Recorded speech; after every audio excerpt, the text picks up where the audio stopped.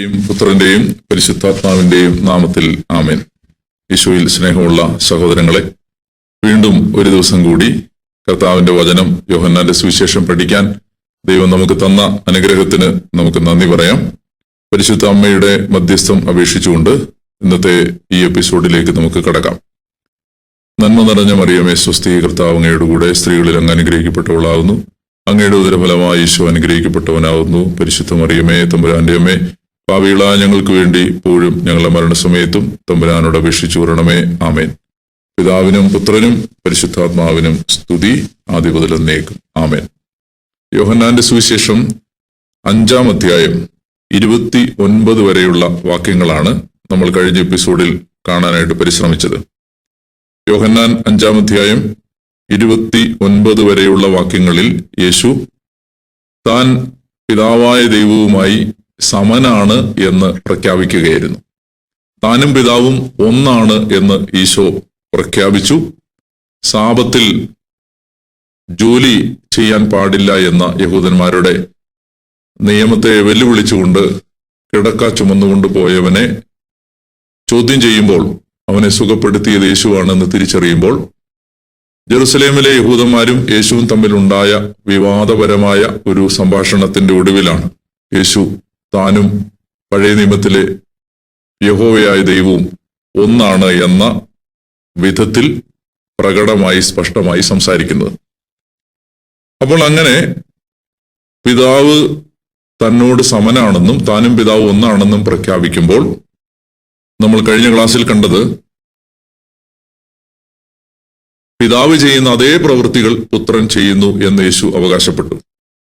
നമ്മൾ മനസ്സിലാക്കി, പിതാവ് ചെയ്യുന്ന പ്രവൃത്തികൾ ഒന്ന് ജീവൻ നൽകുക, ജീവൻ എടുക്കുക, മരിച്ചവരുടെ മേൽ വിധി പ്രഖ്യാപിക്കുക. അപ്പോൾ ഈ പശ്ചാത്തലത്തിലാണ് 29 വരെയുള്ള വാക്യങ്ങൾ യേശു വിവരിക്കുന്നത്. യേശു പറയുകയാണ്, പിതാവ് ജീവൻ മരിച്ചവരെ എഴുന്നേൽപ്പിച്ചവർക്ക് ജീവൻ നൽകുന്നത് പോലെ പുത്രനും അവർക്ക് ജീവൻ നൽകുന്നു. പിതാവ് ആരെയും വിധിക്കുന്നില്ല, വിധി മുഴുവൻ അവിടുന്ന് പുത്രനെ ഏൽപ്പിച്ചിരിക്കുന്നു. ഇനി അതിന്റെ വിശദീകരണം നമ്മൾ 27-ാമത്തെ വാക്യത്തിൽ കണ്ടിരുന്നു. മനുഷ്യപുത്രനായതുകൊണ്ട് വിധിക്കാനുള്ള അധികാരവും അവന് നൽകിയിരിക്കുന്നു. ഇതിൽ നിങ്ങൾ വിസ്മയിക്കേണ്ട എന്തെന്നാൽ കല്ലറകളിൽ ഉള്ളവരെല്ലാം അവന്റെ സ്വരം ശ്രവിക്കുന്ന സമയം വരുന്നു. അപ്പോൾ നന്മ ചെയ്തവർ ജീവന്റെ ഉയർപ്പിനായും തിന്മ ചെയ്തവർ ശിക്ഷാവിധിയുടെ ഉയർപ്പിനായും പുറത്തു വരും. ഇങ്ങനെ ഈ ഭാഗം പിതാവും പുത്രനും ഒന്നാണ് എന്ന് പ്രഖ്യാപിക്കാൻ പിതാവ് ചെയ്യുന്ന ജീവൻ നൽകുക, മരണത്തിലേക്ക് ഒരാളെ വിളിക്കുക, വിധിക്കുക, ഈ പ്രവൃത്തികൾ താനും പിതാവും ചെയ്യുന്ന പ്രവൃത്തികളാണെന്ന് പ്രഖ്യാപിച്ചതിന് ശേഷം യേശു തൻ്റെ ആധികാരികതയെ, തനിക്കിതെല്ലാം പറയാൻ അല്ലെങ്കിൽ സാബത്തിനെ പുനർനിർവചിക്കാൻ, റീഡിഫൈൻ ചെയ്യാൻ, അതുപോലെ തന്നെ തനിക്ക് ഈ കാര്യങ്ങളെല്ലാം ചെയ്യാൻ അവകാശമുണ്ട്, അധികാരമുണ്ട് എന്നതിന് കർത്താവ് കുറെ കൂടി കാരണങ്ങളും തെളിവുകളും നിരത്തുന്ന ഒരു ഭാഗമാണ് നമ്മൾ തുടർന്ന് വായിക്കാൻ പോകുന്നത്. ഇവിടെ 30-ാമത്തെ വാക്യം, സ്വമേധയാ ഒന്നും ചെയ്യാൻ എനിക്ക് സാധിക്കുകയില്ല, ഞാൻ ശ്രവിക്കുന്നത് പോലെ ഞാൻ വിധിക്കുന്നു. എന്റെ വിധി നീതിപൂർവകമാണ്, കാരണം എന്റെ ഇഷ്ടമല്ല, എന്നെ അയച്ചവന്റെ ഇഷ്ടമാണ് ഞാൻ അന്വേഷിക്കുന്നത്. ഈ 30-ാമത്തെ വാക്യത്തിൽ നേരത്തെ പറഞ്ഞ കാര്യങ്ങളുടെ കൺക്ലൂഷൻ, ഉപസംഹാരം പറഞ്ഞതിന് ശേഷം ഇനി 31 മുതൽ തുടർന്നുള്ള ഈ അധ്യായത്തിലെ വാക്യങ്ങൾ യേശു തനിക്ക് സാക്ഷ്യമായി ഈ ലോകത്തിലുള്ള ചില ഘടകങ്ങളെ വെളിപ്പെടുത്തുകയാണ്. അതായത് യേശുവിന്റെ ആധികാരികതയെ സാക്ഷ്യപ്പെടുത്തുന്നത് ആരൊക്കെയാണ്? 1, 2, 3 എന്നിങ്ങനെ 3 സാക്ഷികളെ, യേശുവിന്റെ ക്രെഡിബിലിറ്റിയെ, ഒതന്റിസിറ്റിയെ വിശദീകരിക്കാൻ വേണ്ടി ആ യേശുവിന്റെ ആധികാരികതയെ വെളിപ്പെടുത്തുന്ന സാക്ഷികളെ കുറിച്ചുള്ള വചനഭാഗമാണ്. സാക്ഷ്യം നൽകുന്ന വ്യക്തികളെ കുറിച്ചുള്ള, സാക്ഷ്യം നൽകുന്ന യാഥാർത്ഥ്യങ്ങളെ കുറിച്ചുള്ള വചനഭാഗമാണ് 31 മുതലുള്ള വാക്യങ്ങൾ. അതാണ് നമ്മൾ ഇന്ന് കാണാൻ പോകുന്നത്. 31-ാമത്തെ വാക്യം ഞാൻ വായിക്കാം. ഞാൻ എന്നെക്കുറിച്ച് തന്നെ സാക്ഷ്യപ്പെടുത്തുന്നെങ്കിൽ എന്റെ സാക്ഷ്യം സത്യമല്ല. ഇവിടെ നമ്മൾ മനസ്സിലാക്കേണ്ടത് യേശു എന്താണ് സാക്ഷ്യപ്പെടുത്തുന്നത്? യേശു സാക്ഷ്യപ്പെടുത്തുകയാണ്, ഞാനും പിതാവും ഒന്നാണ്. അപ്പോൾ ഞാൻ പിതാവിന്റെ അതേ പ്രവൃത്തികളാണ് ചെയ്യുന്നത്. അപ്പോൾ ആരെങ്കിലും ചോദിക്കുകയാണ്, അതിനെന്താണ് തെളിവ്? അത് പറയാൻ നിനക്ക് എന്താണ് അവകാശം? അല്ലെങ്കിൽ ഞങ്ങൾക്ക് വിശ്വസിക്കാൻ എന്താണ്? ആരാണ് നിന്നെ സാക്ഷ്യപ്പെടുത്തുക? അപ്പൊ അതിന് യേശു നിരത്തുന്ന തെളിവുകളാണ് നമ്മൾ വായിക്കുന്ന വചനഭാഗങ്ങൾ. 31 യേശു പറയുകയാണ്, ഞാൻ എന്നെക്കുറിച്ച് തന്നെ സാക്ഷ്യപ്പെടുത്തുന്നെങ്കിൽ എന്റെ സാക്ഷ്യം സത്യമല്ല. എന്നെക്കുറിച്ച് സാക്ഷ്യം നൽകുന്ന വേറൊരാളുണ്ട്. എന്നെക്കുറിച്ചുള്ള അവന്റെ സാക്ഷ്യം സത്യമാണെന്ന് എനിക്കറിയാം. യേശുവിനെ ടെസ്റ്റിഫൈ ചെയ്യുന്ന, യേശുവിന് സാക്ഷ്യം നൽകുന്ന ഒന്നാമത്തെ സാക്ഷ്യമായി, ഒന്നാമത്തെ വ്യക്തിയായി യേശു അവതരിപ്പിക്കുന്നത് നമുക്ക് പരിചയമുള്ള സ്നാപക യോഹന്നാൻ എന്ന തന്റെ കസിനെയാണ്. അപ്പൊ യേശു പറയുകയാണ്, എനിക്ക് സാക്ഷ്യം നൽകുന്ന വേറൊരാളുണ്ട്, എന്നെക്കുറിച്ച് വേറൊരാൾ സാക്ഷ്യപ്പെടുത്തിയിട്ടുണ്ട്. അത് നമ്മൾ ബൈബിളിൽ യോഹന്നാന്റെ സുവിശേഷത്തിന്റെ ആരംഭത്തിൽ കണ്ടതാണ്. അവൻ സത്യത്തിന് സാക്ഷ്യം നൽകാൻ അവൻ വന്നു എന്ന വിധത്തിലുള്ള വചനഭാഗം. 33-ാമത്തെ വാക്യം യേശു അത് വിശദീകരിക്കുന്നു. നിങ്ങൾ യോഹന്നാന്റെ അടുത്തേക്ക് ആളയച്ചു, അവൻ സത്യത്തിന് സാക്ഷ്യം നൽകുകയും ചെയ്തു. അപ്പൊ യേശുവിന്റെ ഒന്നാമത്തെ സാക്ഷി സ്നാപക യോഹന്നാൻ. അവൻ സത്യത്തിന് സാക്ഷ്യം നൽകി. അവന്റെ സാക്ഷ്യം സത്യമാണെന്ന് എനിക്കറിയാം. നിങ്ങൾ യോഹന്നാന്റെ അടുത്തേക്ക് ആളയച്ചു, അവൻ സത്യത്തിന് സാക്ഷ്യം നൽകുകയും ചെയ്തു. ഞാൻ മനുഷ്യരുടെ സാക്ഷ്യം സ്വീകരിക്കുന്നു എന്ന് നിങ്ങൾ വിചാരിക്കേണ്ട. നിങ്ങൾ രക്ഷിക്കപ്പെടേണ്ടതിനാണ് ഞാൻ ഇതെല്ലാം പറയുന്നത്. അതായത് കർത്താവ് പറയുകയാണ്, എനിക്ക് ഒരു മനുഷ്യന്റെയും സാക്ഷ്യം ആവശ്യമില്ല. ഇവിടെ സ്നാപക യോഹന്നാന്റെ സാക്ഷ്യം പോലും എനിക്ക് ആവശ്യമില്ല. പിന്നെ ഞാൻ എന്തിനാണ് ഇത് പറയുന്നത്? ഇത് നിങ്ങൾ രക്ഷിക്കപ്പെടേണ്ടതിനാണ്. അതായത് ഓരോ തെളിവുകളായി തൻ്റെ ദൈവത്വത്തെയും തൻ്റെ ദൈവമാണെന്ന യാഥാർത്ഥ്യത്തെയും വെളിപ്പെടുത്താൻ ഓരോ തെളിവുകളായി മുന്നോട്ട് വെക്കുമ്പോൾ യേശു പറയുകയാണ്, എനിക്കിത് മാനവകുലത്തെ ബോധ്യപ്പെടുത്തേണ്ട ആവശ്യമില്ല. പക്ഷേ ഞാനിത് നിങ്ങൾക്ക് വെളിപ്പെടുത്തി തരുന്നത് നിങ്ങൾ രക്ഷിക്കപ്പെടേണ്ടതിനാണ്. നിങ്ങൾ രക്ഷിക്കപ്പെടേണ്ടതിനാണ് ഞാനിതെല്ലാം പറയുന്നത്. ഇനി യോഹന്നാനെ കുറിച്ചുള്ള ഈശോയുടെ മനോഹരമായ ചില സാക്ഷ്യപ്പെടുത്തലുകൾ. കത്തിജ്വലിക്കുന്ന ഒരു വിളക്കായിരുന്നു അവൻ. യോഹന്നാനെ കുറിച്ച് ഈശോ പറയുകയാണ്, കത്തിജ്വലിക്കുന്ന ഒരു വിളക്കായിരുന്നു അവൻ. നമുക്കറിയാം, ഈശോ ഇവിടെ വിളക്ക് എന്ന ഒരു ബിംബം, ഒരു ഇമേജ് ഉപയോഗിക്കുമ്പോൾ നമ്മൾ മനസ്സിലാക്കേണ്ടത്, വിളക്ക് എപ്പോഴും മറഞ്ഞിരിക്കുന്ന യാഥാർത്ഥ്യങ്ങളെ വെളിയിലേക്ക് കൊണ്ടുവരുന്ന, മറനീക്കി കാണിക്കുന്ന യാഥാർത്ഥ്യമാണ് വിളക്ക്. വിളക്ക് കത്തിക്കുമ്പോഴാണ് ഒരു മുറിയിലുള്ള വസ്തുക്കൾ വെളിച്ചത്തിലേക്ക് വരുന്നത്. എന്ന് പറഞ്ഞതുപോലെ ഇത്ര നാളും യഹൂദന്മാരുടെ ഇടയിൽ മറഞ്ഞിരുന്ന യഥാർത്ഥ സത്യമായ യേശുവിനെ കാണിച്ചു കൊടുക്കാൻ ദൈവം കൊളുത്തിയ വിളക്കായിരുന്നു യോഹന്നാൻ. അതുകൊണ്ടാണ് വിളക്ക് എന്ന ഉപമ ഉപയോഗിക്കുന്നത്. അപ്പൊ കത്തിജ്വലിക്കുന്ന ഒരു വിളക്കായിരുന്നു അവൻ. അല്പസമയത്തേക്ക് അവന്റെ പ്രകാശത്തിൽ ആഹ്ലാദിക്കാൻ നിങ്ങൾ ഒരുക്കവുമായിരുന്നു. അല്പസമയത്തേക്ക് യോഹന്നാൻ പറഞ്ഞ കാര്യങ്ങൾ നിങ്ങൾ കേട്ടു, പക്ഷെ നിങ്ങൾ അവൻ എന്നെക്കുറിച്ച് സാക്ഷ്യപ്പെടുത്തിയത് ശ്രദ്ധിച്ചില്ല. അപ്പൊ യേശു ഇവിടെ, ഞാൻ ഒരിക്കൽ കൂടി പറയുന്നു, യേശു ഇവിടെ വിവരിക്കുകയാണ് ആരൊക്കെയാണ് എന്റെ ആധികാരികതയ്ക്ക്, ഞാനും ദൈവം ഒന്നാണ് എന്ന് ഞാൻ പറഞ്ഞതിന് എന്താണ് തെളിവ്, എന്നെ സാക്ഷ്യപ്പെടുത്തുന്ന യാഥാർത്ഥ്യങ്ങൾ. അപ്പോ എന്തൊക്കെയാണ് എനിക്ക് സാക്ഷ്യം നൽകുന്ന യാഥാർത്ഥ്യങ്ങൾ? ഒന്ന്, സ്നാപക യോഹന്നാൻ. അവനൊരു വിളക്കായിരുന്നു. ആ വിളക്ക് നിങ്ങളുടെ മുമ്പിൽ തെളിക്കപ്പെട്ടു. അല്പസമയത്തേക്ക് നിങ്ങൾ അവനെ ശ്രദ്ധിച്ചു, എന്നാൽ അവൻ എന്നെക്കുറിച്ച് പറഞ്ഞ സാക്ഷ്യം നിങ്ങൾ ശ്രദ്ധിച്ചില്ല. അടുത്തത് കർത്താവ് പറയുകയാണ്, 36-ാമത്തെ വാക്യം, എന്നാൽ യോഹന്നാന്റേതിനേക്കാൾ വലിയ സാക്ഷ്യം എനിക്കുണ്ട്. ഇനി രണ്ടാമത്തെ സാക്ഷ്യം. ഒന്നാമത്തെ സാക്ഷി യോഹന്നാൻ. രണ്ടാമത്തെ സാക്ഷ്യം യോഹന്നാന്റേതിനേക്കാൾ വലിയ സാക്ഷ്യം എനിക്കുണ്ട്. എന്തെന്നാൽ ഞാൻ പൂർത്തിയാക്കാനായി പിതാവ് എന്നെ ഏൽപ്പിച്ച ജോലികൾ, ഞാൻ ചെയ്തുകൊണ്ടിരിക്കുന്ന ജോലികൾ തന്നെ എനിക്ക് സാക്ഷ്യം നൽകുന്നു. എന്തെന്നാൽ ഞാൻ പൂർത്തിയാക്കാനായി പിതാവ് എന്നെ ഏൽപ്പിച്ച ജോലികൾ, ഞാൻ ചെയ്തുകൊണ്ടിരിക്കുന്ന ജോലികൾ തന്നെ പിതാവാണ് എന്നെ അയച്ചതെന്ന് സാക്ഷ്യപ്പെടുത്തുന്നു. രണ്ടാമത്തേത്, യേശു ചെയ്തുകൊണ്ടിരിക്കുന്ന പ്രവൃത്തികൾ, അല്ലെങ്കിൽ യേശു പ്രവർത്തിക്കുന്ന അടയാളങ്ങൾ, ഇത് യേശുവിന്റെ സാക്ഷ്യമാണ്. ഒന്നാമത്തേത് സ്നാപക യോഹന്നാൻ യേശുവിനെ സാക്ഷ്യപ്പെടുത്തി. രണ്ടാമത്തേത് യേശു ചെയ്തുകൊണ്ടിരിക്കുന്ന അടയാളങ്ങൾ, യേശുവിന്റെ പ്രവൃത്തികൾ, യേശുവിന്റെ അത്ഭുതങ്ങൾ, ഇത് യേശുവിന്റെ ദൈവത്വത്തിന് സാക്ഷ്യം നൽകുന്നവയാണ്. ഇതാണ് ഈശോ പറയുന്നത്. എന്നെ അയച്ച പിതാവ് തന്നെ എന്നെക്കുറിച്ച് സാക്ഷ്യപ്പെടുത്തിയിരിക്കുന്നു. അപ്പൊ ഇനി മൂന്നാമത് ഈശോ പറയുകയാണ്, നിങ്ങൾക്ക് എന്റെ ആധികാരികതയെ മനസ്സിലാകണമെങ്കിൽ വേറൊരു സാക്ഷ്യമുണ്ട്. ആ സാക്ഷ്യം എന്ന് പറയുന്നത് പിതാവ് നിങ്ങൾക്ക് എന്നെ മനസ്സിലാക്കാൻ വേണ്ടി തന്നിട്ടുള്ള വളരെ പ്രധാനപ്പെട്ട ഒരു സാക്ഷ്യമാണത്. അപ്പൊ അതിനെ ഈശോ വിശദീകരിക്കുന്ന മനോഹരമായ ഒരു വിധത്തിലാണ്. കർത്താവ് പറയാണ്, എന്നെ അയച്ച പിതാവ് എന്നെ കുറിച്ച് സാക്ഷ്യപ്പെടുത്തിയിരിക്കുന്നു. അവിടുത്തെ സ്വരം നിങ്ങൾ ഒരിക്കലും കേട്ടിട്ടില്ല, രൂപം കണ്ടിട്ടില്ല. അപ്പൊ പിതാവ് എന്നെ കുറിച്ച് സാക്ഷ്യപ്പെടുത്തിയിട്ടുണ്ട്. പക്ഷെ സാക്ഷ്യപ്പെടുത്തണമെങ്കിൽ പിതാവിന്റെ സ്വരം നിങ്ങൾ കേൾക്കണം, പിതാവിന്റെ രൂപം നിങ്ങൾ കാണണം. ഇവിടെ സ്നാപക യോഹന്നാൻ യഹൂദന്മാർക്ക് കാണാൻ സാധിക്കുന്ന ഒരു യാഥാർത്ഥ്യമാണ്.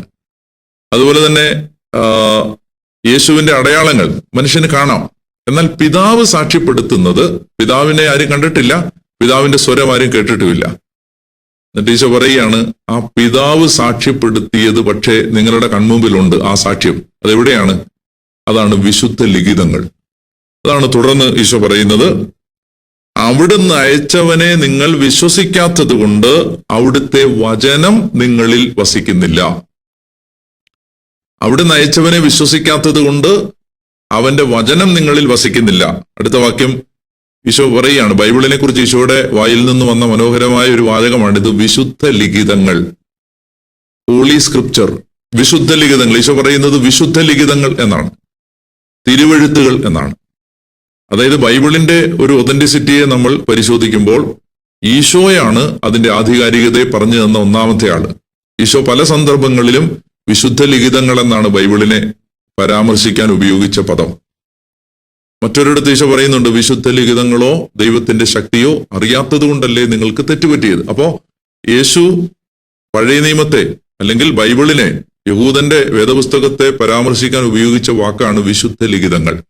വിശുദ്ധ ലിഖിതങ്ങളോ, വിശുദ്ധ ലിഖിതങ്ങൾ നിങ്ങൾ പഠിക്കുന്നു, എന്തെന്നാൽ അവയിൽ നിത്യജീവൻ ഉണ്ടെന്ന് നിങ്ങൾ വിചാരിക്കുന്നു. ഈശോ പറയുകയാണ്, അവ തന്നെയാണ് എന്നെക്കുറിച്ച് സാക്ഷ്യം നൽകുന്നത്. അപ്പൊ 3 സാക്ഷ്യങ്ങളായി. അപ്പൊ ഈ അധ്യായത്തിൽ, 5-ാം അധ്യായത്തിൽ യേശുവിന്റെ ആധികാരികതയെ സംശയിക്കുന്ന വ്യക്തികൾക്ക് ഈശോ മൂന്ന് സാക്ഷ്യങ്ങൾ ചൂണ്ടിക്കാണിക്കുകയാണ്. ഒന്നാമത്തേത് സ്നാപക യോഹന്നാൻ, രണ്ടാമത്തേത് യേശു പ്രവർത്തിച്ച അടയാളങ്ങൾ, മൂന്നാമത്തേത് തിരുവചനം, ബൈബിൾ.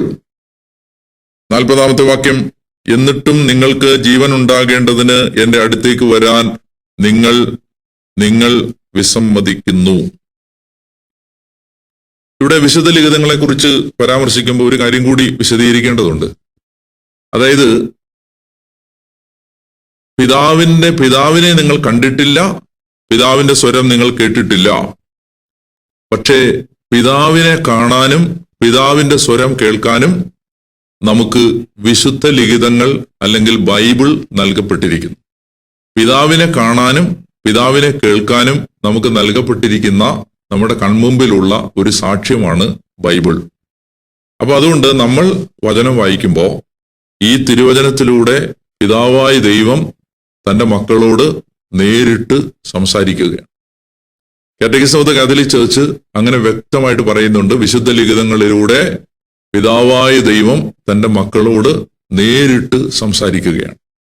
അതുകൊണ്ട് നമ്മൾ മറ്റൊരു പുസ്തകം വായിക്കുന്നത് പോലെയല്ല തിരുവെഴുത്തുകളെ സമീപിക്കുന്നത്, മറിച്ച് ഓരോ തിരുവചനത്തിലൂടെയും പിതാവ് നമ്മോട് നേരിട്ട് സംസാരിക്കുകയാണ്.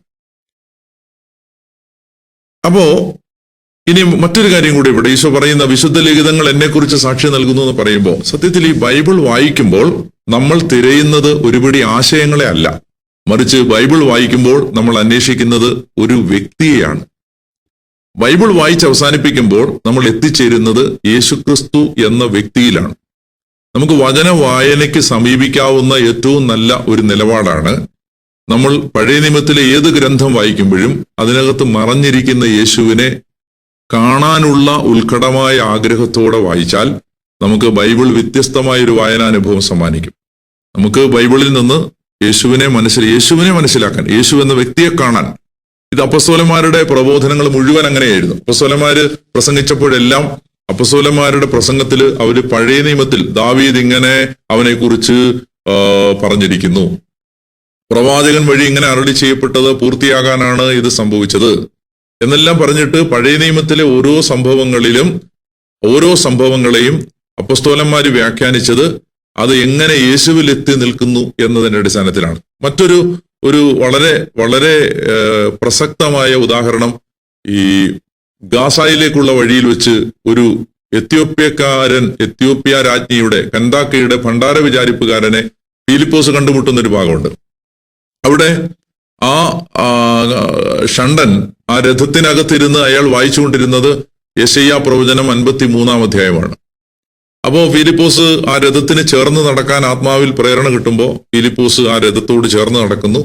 എന്നിട്ട് ആ ഷണ്ടനോട് ചോദിക്കുകയാണ്, നീ വായിച്ചത് നിനക്ക് മനസ്സിലായോ എന്ന് ചോദിക്കുമ്പോൾ അയാൾ പറയുന്നു, എനിക്കൊന്നും മനസ്സിലായില്ല, ആരെങ്കിലും വിശദീകരിച്ച് തന്നാൽ എനിക്ക് മനസ്സിലാവും. അപ്പൊ ആ രഥത്തിൽ ആ മനുഷ്യനോടൊപ്പം ഈ ഫിലിപ്പോസ് കയറിയിട്ട് ഫിലിപ്പോസ് അവിടെ വെച്ച് ഈ പഴയ നിയമത്തിലെ ഈ സഹനദാസനെ കുറിച്ച് യെശയ്യാ 53-ൽ പറയുന്ന ഭാഗം വിശദീകരിച്ച് അവിടെ ഇങ്ങനെയാണ് പറയുന്നത്. അത് ഒടുവിൽ ക്രിസ്തുവിൽ ആ വിശദീകരണം എത്തിച്ചേരുകയാണ്. അത് ബൈബിളിനെ നമ്മൾ സമീപിക്കേണ്ട ഒരു രീതിയെക്കുറിച്ചുള്ള അപ്പസ്തോലികമായ ഒരു ചൂണ്ടിക്കാണിക്കലാണിത്. അതായത് ഞാൻ ആ വാക്യം വായിക്കാം. ആത്മാവ് ഫിലിപ്പോസിനോട് പറഞ്ഞു, ആ രഥത്തെ സമീപിച്ച് അതിനോട് ചേർന്ന് നടക്കുക. ഫിലിപ്പോസ് അവന്റെ അടുക്കൽ ഓടിയെത്തി അവൻ യെശയ്യായുടെ പ്രവചനം വായിക്കുന്നത് കേട്ട് ചോദിച്ചു, വായിക്കുന്നത് നിനക്ക് മനസ്സിലാകുന്നുണ്ടോ? അവൻ പ്രതിവചിച്ചു, ആരെങ്കിലും വ്യാഖ്യാനിച്ചു തരാതെ എങ്ങനെയാണ് ഞാൻ മനസ്സിലാക്കുക? അവൻ വായിച്ചുകൊണ്ടിരുന്ന വിശുദ്ധ ഗ്രന്ഥഭാഗം ഇതാണ്: കൊലയ്ക്ക് കൊണ്ടുപോകുന്ന ആടിനെ പോലെയും രോമം കത്തിരിക്കുന്നവന്റെ മുമ്പിൽ മൂകനായി നിൽക്കുന്ന ആട്ടിൻകുട്ടിയെപ്പോലെയും അവൻ തന്റെ വായ് തുറന്നില്ല. അപമാനിതനായി അവന് നീതി നിഷേധിക്കപ്പെട്ടു. അവന്റെ പിൻതലമുറയെപ്പറ്റി ആര് വിവരിക്കും? എന്തെന്നാൽ ഭൂമിയിൽ നിന്ന് അവന്റെ ജീവൻ അപഹരിക്കപ്പെട്ടു. ഷണ്ടൻ ഫിലിപ്പോസിനോട് ചോദിച്ചു, ആരെക്കുറിച്ചാണ് പ്രവാചകൻ ഇത് പറയുന്നത്? തന്നെക്കുറിച്ചോ അതോ മറ്റൊരാളെ കുറിച്ചോ? അപ്പോൾ ഫിലിപ്പോസ് സംസാരിക്കാൻ തുടങ്ങി. ഇനി അടുത്ത വാക്യം എങ്ങനെയാണ്? ഷണ്ടൻ വായിച്ച് നിർത്തിയ വിശുദ്ധ ഗ്രന്ഥഭാഗത്ത് നിന്ന് ആരംഭിച്ച് അവനോട് യേശുവിന്റെ സുവിശേഷം പ്രസംഗിച്ചു. അതായത് ഈ അപ്പസ്തോലന്മാരെല്ലാം പഴയ നിയമം വായിച്ചിരുന്നത് എങ്ങനെയാണ്? പഴയ നിയമത്തിൽ മറഞ്ഞിരുന്ന യേശുവിനെ കണ്ടെത്താൻ കേൾവിക്കാരെ സഹായിച്ചു. നമുക്കും ഈ ബൈബിളിലെ പ്രത്യേകിച്ച് പഴയ നിയമം വായിച്ചെടുക്കാനുള്ള ഒരു പ്രധാനപ്പെട്ട ഒരു മാനദണ്ഡമാണിത്. പഴയ നിയമത്തിലെ എല്ലാ ഗ്രന്ഥങ്ങളും നാം വായിക്കേണ്ടത് അതിനകത്ത് മറഞ്ഞിരിക്കുന്ന യേശുവിനെ ലക്ഷ്യം വെച്ചുകൊണ്ടാണ്. അപ്പൊ അതുകൊണ്ടാണ് ഈശോ ഇവിടെ പറയുന്നത്, ഈ നിങ്ങൾ വായിക്കുന്ന വിശുദ്ധ ലിഖിതങ്ങൾ എന്നെക്കുറിച്ച് സാക്ഷ്യം നൽകുന്നുണ്ട്, പക്ഷെ നിങ്ങളത് കാണാനോ കേൾക്കാനോ തയ്യാറല്ലാത്ത വിധത്തിലാണ് ബൈബിൾ വായിച്ചുകൊണ്ടിരിക്കുന്നത് എന്നുള്ളതും യേശുവിന്റെ ഒരു ആരോപണമാണ് ഇവിടെ. ഇപ്പൊ അതുകൊണ്ട് ഇവിടെ ഈശോ 3 സാക്ഷ്യങ്ങൾ പറയുകയാണ്. 1 സ്നാപകയോഹന്നാൻ, 2 യേശു പ്രവർത്തിച്ച അടയാളങ്ങൾ, 3 വിശുദ്ധ ലിഖിതങ്ങൾ. അപ്പൊ ഇത് പറഞ്ഞതിന് ശേഷം കർത്താവ് പറയുകയാണ്, എന്നാല് നിങ്ങളത് സ്വീകരിക്കാൻ തയ്യാറല്ല. യോഹന്നാന്റെ സുവിശേഷം 5-ാം അധ്യായത്തിൽ കർത്താവ് പറയുകയാണ്, 39-ാമത്തെ വാക്യം, വിശുദ്ധ ലിഖിതങ്ങൾ നിങ്ങൾ പഠിക്കുന്നു, എന്തെന്നാൽ അവയിൽ നിത്യജീവൻ ഉണ്ടെന്ന് നിങ്ങൾ വിചാരിക്കുന്നു. അവ തന്നെയാണ് എന്നെക്കുറിച്ച് സാക്ഷ്യം നൽകുന്നത്. എന്നിട്ടും നിങ്ങൾക്ക് ജീവനുണ്ടാകേണ്ടതിന് എന്റെ അടുത്തേക്ക് വരാൻ നിങ്ങൾ വിസമ്മതിക്കുന്നു. ഈ വാക്യം വളരെ പ്രധാനപ്പെട്ട ഒരു വാക്യമാണ്. അതായത് ഇതെല്ലാം നിങ്ങൾക്കറിയാം, പക്ഷെ നിങ്ങൾക്ക് ജീവൻ ഉണ്ടാകേണ്ടതിന് എന്റെ അടുത്തേക്ക് വരാൻ നിങ്ങൾ വിസമ്മതിക്കുകയാണ്, നിങ്ങൾ തയ്യാറല്ല. അപ്പൊ നമ്മൾ ഇവിടെ മനസ്സിലാക്കേണ്ടത്, എന്തുകൊണ്ടാണ് ഇത്രയും റിലീജിയസ് ആയ ആളുകൾ, ഇത്രയും ഭക്തരായിരുന്ന ആളുകൾ, ഇത്രയും മതവിശ്വാസത്തെ ഗൗരവമായി എടുത്ത ആളുകൾ ജീവനോടെ ദൈവം വന്ന് കൺമുമ്പിൽ നിന്നിട്ടും യേശുവിനെ കാണാതെ പോയത് എന്തുകൊണ്ടായിരിക്കും? യേശുവിനെ അവര് അപ്രീഷിയേറ്റ് ചെയ്യാൻ, യേശുവിനെ സ്വീകരിക്കാൻ പറ്റാതെ പോയത് എന്തുകൊണ്ടായിരിക്കും? അപ്പൊ അതിനുള്ള കാരണങ്ങളാണ് 41 മുതലുള്ള വാക്യങ്ങളിൽ യേശു പറയുന്നത്. അത് നമുക്ക് ഒരു സമയം എടുത്ത് വിശദീകരിക്കേണ്ടതാണ്, എങ്കിലും ഞാനൊന്ന് ഓടിച്ചൊന്ന് പറഞ്ഞു പോവാണത്. അതായത് എന്തുകൊണ്ടായിരിക്കും എന്നിട്ടും നിങ്ങൾക്ക് ജീവൻ ഉണ്ടാകേണ്ടതിന് എന്റെ അടുത്തേക്ക് വരാൻ നിങ്ങൾ വിസമ്മതിക്കുന്നു? 41 മുതലുള്ള വാക്യങ്ങളൊന്ന് വായിക്കാം. മനുഷ്യരിൽ നിന്ന് ഞാൻ മഹത്വം സ്വീകരിക്കുന്നില്ല. എനിക്ക് നിങ്ങളെ അറിയാം, നിങ്ങളിൽ ദൈവസ്നേഹമില്ല. ഞാൻ എന്റെ പിതാവിന്റെ നാമത്തിൽ വന്നിരിക്കുന്നു, എന്നിട്ടും നിങ്ങൾ എന്നെ സ്വീകരിക്കുന്നില്ല. എന്നാൽ മറ്റൊരുവൻ സ്വന്തം നാമത്തിൽ വന്നാൽ നിങ്ങൾ അവനെ സ്വീകരിക്കും. പരസ്പരം മഹത്വം സ്വീകരിക്കുകയും ഏകദൈവത്തിൽ നിന്നുള്ള മഹത്വം അന്വേഷിക്കാതിരിക്കുകയും ചെയ്യുന്ന നിങ്ങൾക്ക് എങ്ങനെ വിശ്വസിക്കാൻ കഴിയും? പിതാവിന്റെ സന്നിധിയിൽ ഞാനായിരിക്കും നിങ്ങളെ കുറ്റപ്പെടുത്തുന്നത് എന്ന് നിങ്ങൾ വിചാരിക്കേണ്ട. നിങ്ങൾ പ്രത്യാശ അർപ്പിച്ചിരിക്കുന്ന മോശയായിരിക്കും നിങ്ങളെ കുറ്റപ്പെടുത്തുക. നിങ്ങൾ മോശയെ വിശ്വസിച്ചിരുന്നെങ്കിൽ എന്നെയും വിശ്വസിക്കുമായിരുന്നു, കാരണം എന്നെക്കുറിച്ച് അവൻ എഴുതിയിരിക്കുന്നു. എന്നാൽ അവൻ എഴുതിയവ നിങ്ങൾ വിശ്വസിക്കുന്നില്ലെങ്കിൽ പിന്നെ എന്റെ വാക്കുകൾ നിങ്ങൾ എങ്ങനെ വിശ്വസിക്കും? അതായത് യേശു വന്ന് കൺമുമ്പിൽ നിൽക്കുമ്പോഴും അവർ യേശുവിനെ സ്വീകരിക്കാൻ തയ്യാറല്ല.